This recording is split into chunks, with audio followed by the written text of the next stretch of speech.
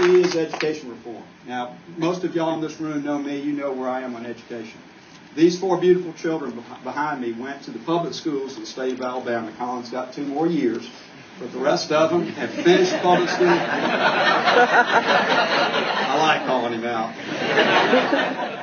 We're proud to be people that have supported public education.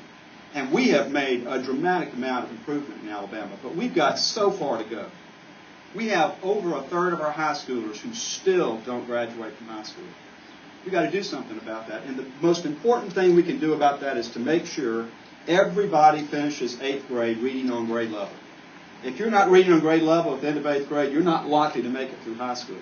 Which means we've got to take the Alabama Reading Initiative, which was started when I was on the State Board of Education, and we've got to grow it all the way through middle school. And that way we can assure moms and dads and students and people throughout the state of Alabama that when their children go into high school, they are ready to be successful. We also have a lot of our young people in high school who need to have some way to draw some relevance between the courses we're requiring them to take and what their career aspirations may be. I mean, why am I taking algebra or geometry? We've had that discussion before in my house. Why am I taking physics or chemistry or biology? Well, we've not done a very good job of telling these young people there's a connection between learning those things and getting a good, high-paying job. And we need to do a better job of that and work with our career technical people in high schools throughout the state and the business community so they can help tell that story. We also have to make sure that we have competent teachers in every classroom in this state.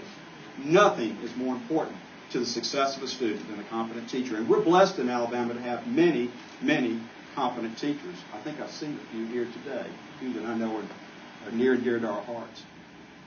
Well, there are some children that don't have competent teachers. And the biggest thing that stands in the way for us to have competent teachers is this crazy tenure law in Alabama.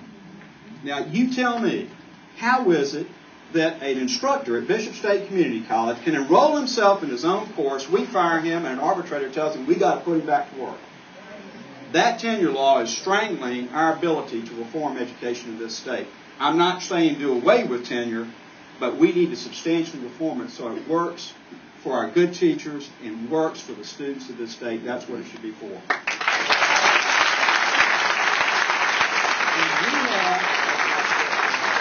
have some children in this state that are locked into schools that can't or will not perform. And that's unfair to them. They shouldn't be locked into that. Many states have a charter school law. Alabama needs a charter school law, and it needs it now so the parents of this state have a real choice for their children.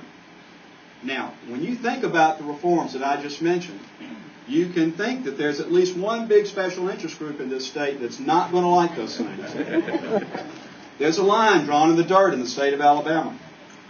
It's not a geographic line. It's not a partisan line. It's not a racial line. It's a line that says if you're for the children of this state, if you're for real education reform and improvement, get on our side of the line.